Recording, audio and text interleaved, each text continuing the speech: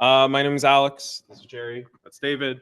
We're here to talk about turning policy into code using large language models, and to the kind of submissions we had to this competition we went to in DC. So yeah, let's get started. And so I'm just trying to make it full screen for everybody online. Oh, for sure. Is it possible to get my? That's good. Just make it sweet. Bigger. Awesome. Cool. So Policy2Code was a prototyping challenge being offered at Georgetown University, sponsored by the Beck Center, the Digital Benefits Network, and the Massive Data Institute. So it was a competition ran a couple months ago where basically they elicited submissions from all across the world to try and turn policy into code. Now, who has kind of heard of that concept before? No one? It's okay. There's a lot of benefits in turning policy into code, mostly because when we program these into systems, so if we turn benefits policy or we turn like a funding model or anything that we do in government into a computer system, you actually eventually have to turn it into code. So our experiment was basically trying to figure out if we can turn this, take these large language models that have been around for the last couple of years and get them actually plug them in and actually kind of generate something that's usable for a machine. So yeah, that was the competition. So there was two groups. David was championing Civictech, and for us, we were representing BDO and a little bit about BDO specifically and the why we're here. We work for a consulting firm that's fairly large. See all the wonderful statistics there.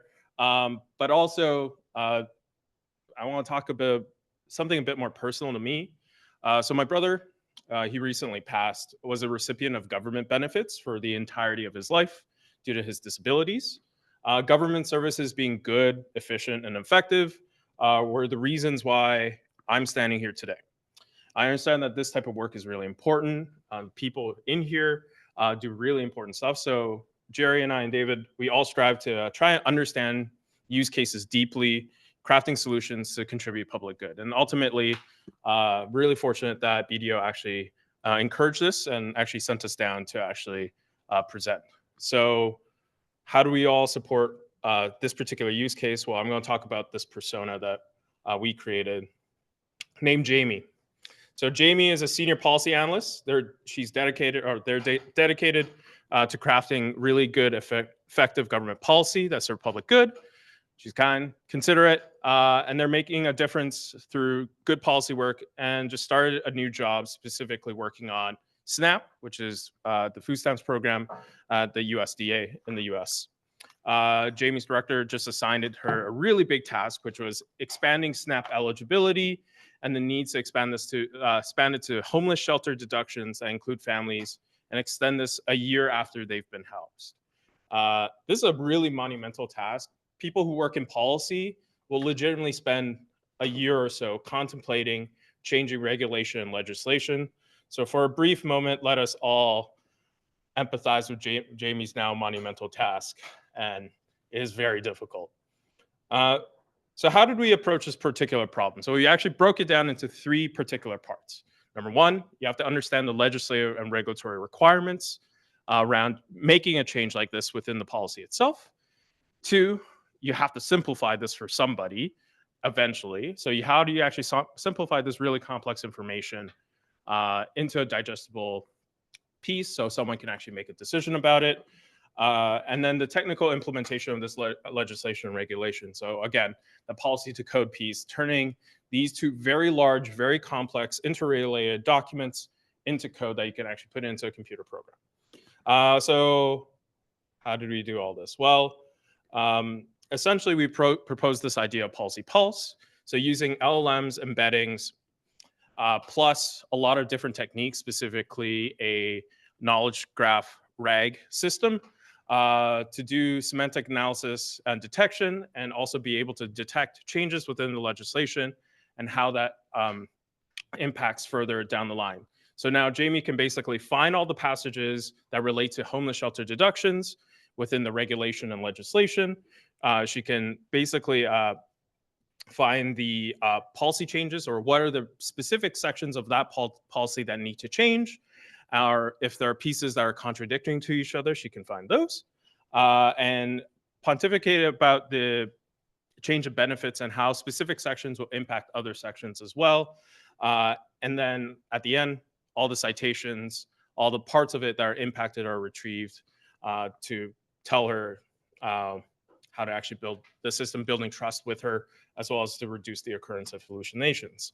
But that's just the first two use cases. Now I'm going to pass it off to Jerry to talk about the third use case, which was turning this into code. Yeah, so as Alex mentioned, the third use case was to actually convert these legislative documents to code. Now, previously you just saw Alex's tool, which is the PolicyPulse, that uses a RAG model behind it. But when we tried to use a RAG model to generate code, we found that it didn't work really well. Now, a RAG model, just for those folks who aren't familiar with it, a RAG model is when you upload a document to the backend of these GenAI models, and then you ask questions of it in the front end. So think of uploading like a PDF document to like ChatGPT and then asking questions off of the document. We found that that didn't work really well when it came to like generating code. What ended up working was actually passing in just different chunks of text directly into the prompt of these LLM models, and then asking it to generate code from there. So what that looks like is you would pass a little piece of text, say, hey, I've passed you this text, generate that, convert that to code, and then it would output that code. And we found that worked really well. Now, to do that, we used a Gemini model.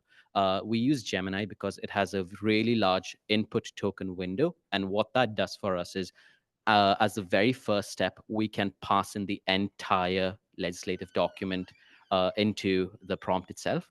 And then the second prompt, we can then pass in different chunks of text while informing the model to keep in mind the entire document that we've initially passed in, and then convert that chunk of text we've passed in to code.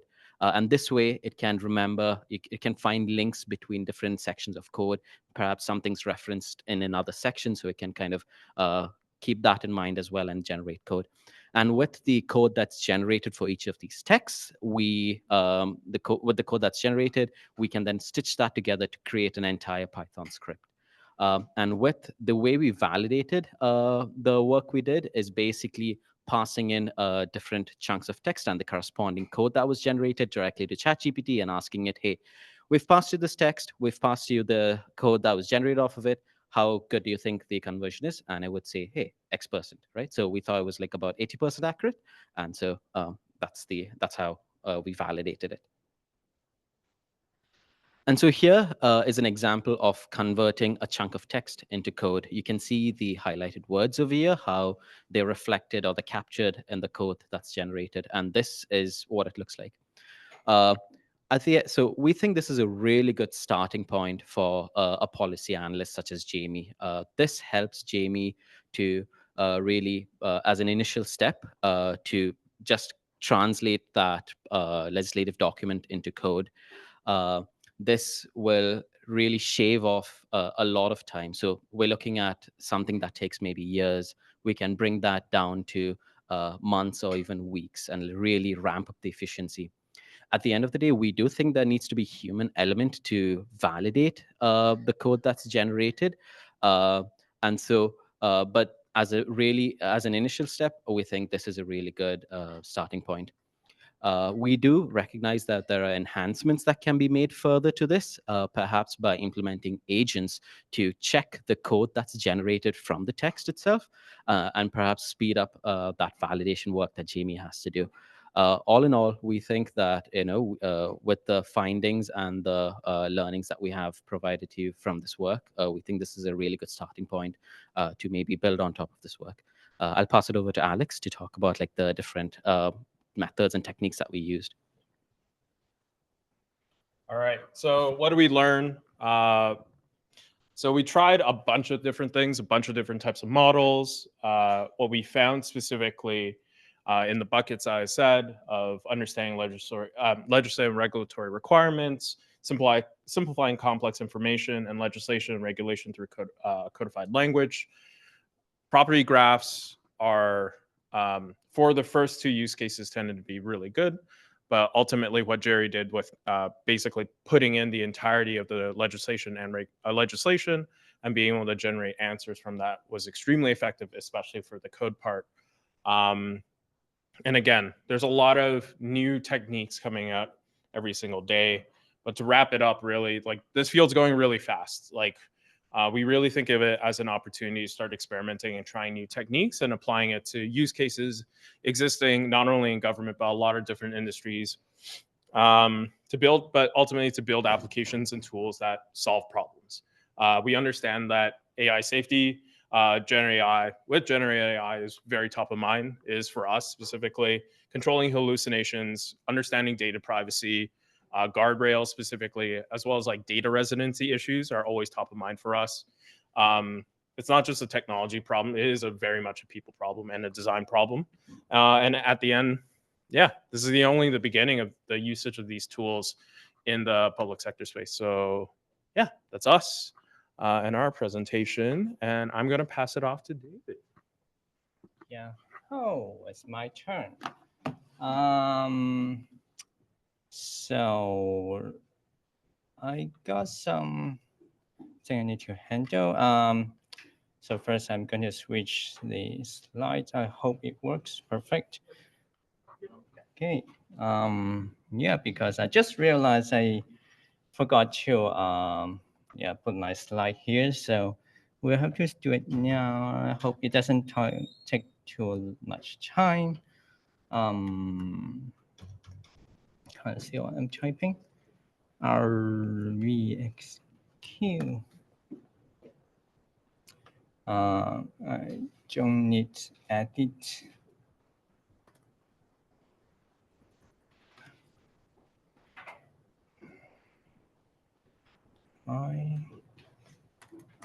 I guess it's, I guess I forgot to share my slide with myself. Should I log in? That's a question. Give me a second. Let me try to share my slide with myself.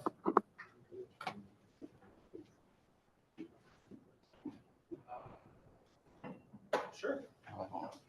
We can answer some questions. If you have something for us, Yeah. Sure. Grab the mic. Are you going to be a minute? Or? I think it will be quick, but you can. Do you have the other one? I just put it right here. You can bombard us afterwards as well. Anyone?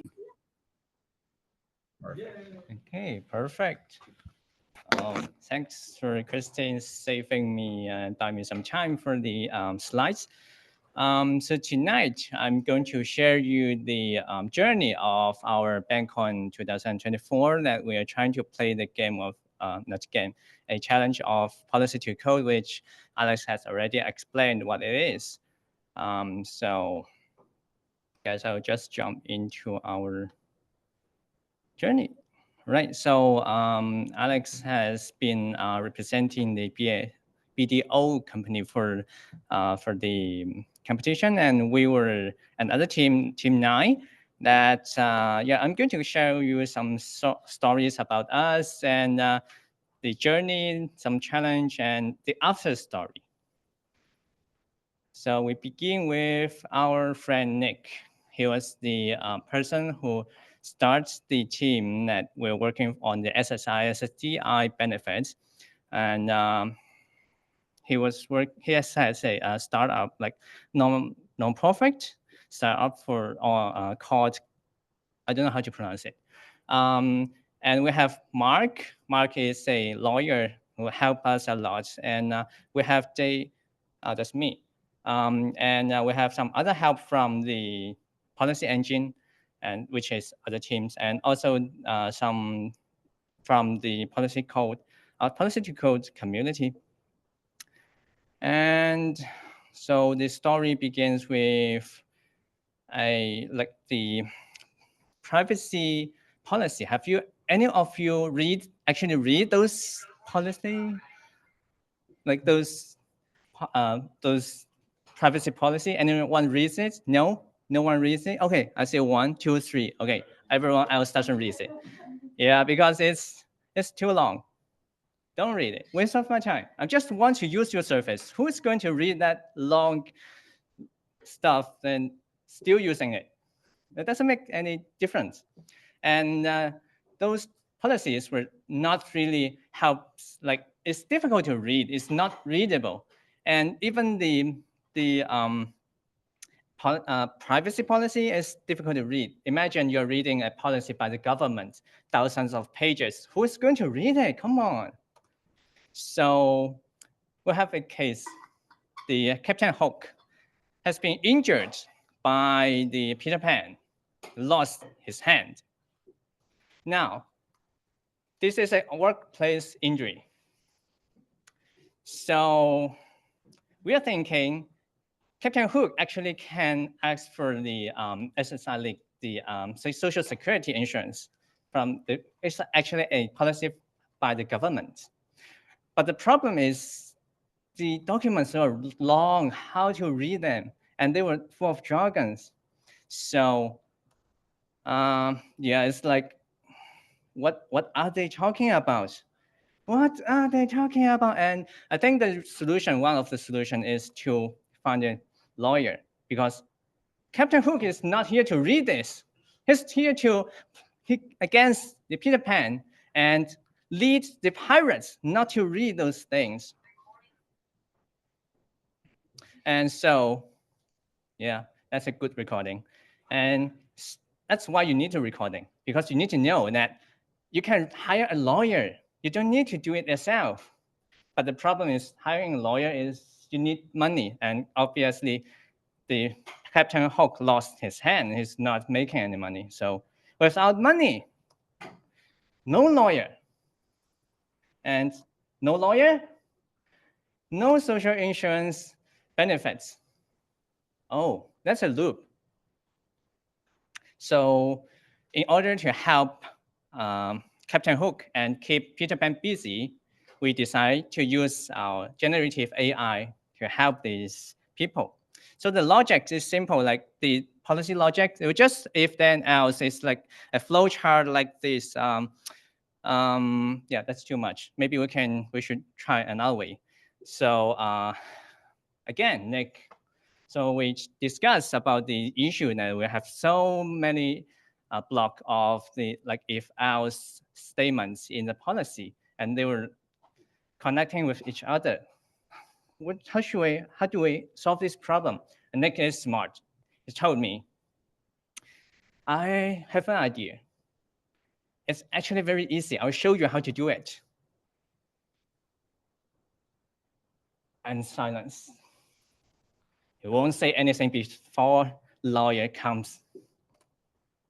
So we have our lawyer friend, Mark, and he's here and tell us, oh, that's not too bad. You know, the policy, the if then our statement, they were complex, but actually the reality, they were more complex.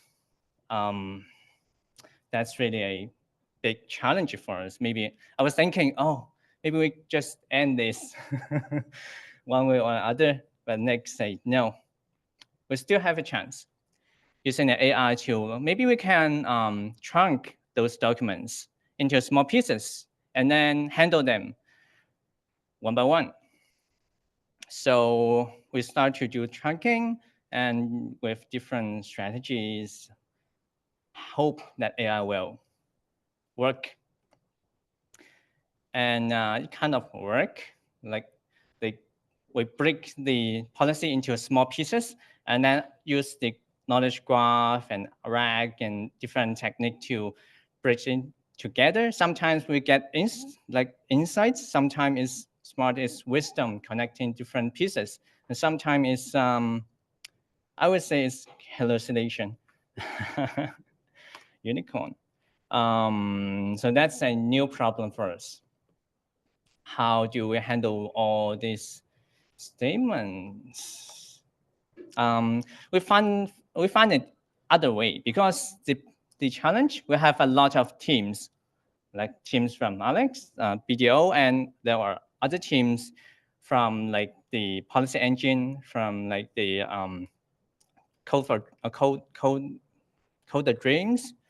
So we raise our hand and ask for help, and we get some help, especially from Policy Engine, and also from blogs and other similar to other apps similar to Policy Engine that made in, I think it's in the Vancouver.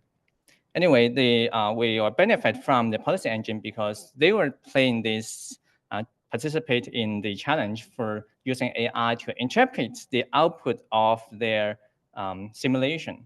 They're building an engine that simulates the rules and to based on the input criteria to figure out what may be the output of like the consequences of the policy. So we are saying, since you are working on the output, maybe we can work on the input. So Nick make a call, and the Max and Pavel has joined us for help. And we figured out how to leverage the AI as an implementation to generate code for the policy engine that allow them to iterate and build, like cover more policy easier. So in the past, it is made like they were doing this manually, trying to cover the policies, and they were not getting 100% coverage. And what they were doing is chunking the policy, implement it into the JSON and Python, and then merge with their GitHub repository. And we're saying maybe we can do the trunking and implementation using AI. So our solution is using the policy engines example with the new policy that's not covered by the policy engine, and then using AI to generate codes. And Nick is using the cursor IDE to like review the code and then make a pull request. So we have other options, like we have test and other way. What if we put the query, the question, and the policy into the AI and generate the answer directly? So we have tested various options, and pretty nice. They were like 5% away from the baseline. Pretty good, right? Hard work. And then we realized that the baseline is there, above. I think the point is that they were leveraging the grounding from the search engine, and also our RAG was not perfect. We have tested the I guess I will skip the details of the implementation and maybe leave it for Q&A. So that's what we have done in the competition, and we have some. The first link is to the pull request we made using AI, and the second one is the test data set we have used in our experiment. And that's me for my presentation. Maybe it seems to be an end, but I said there was after story.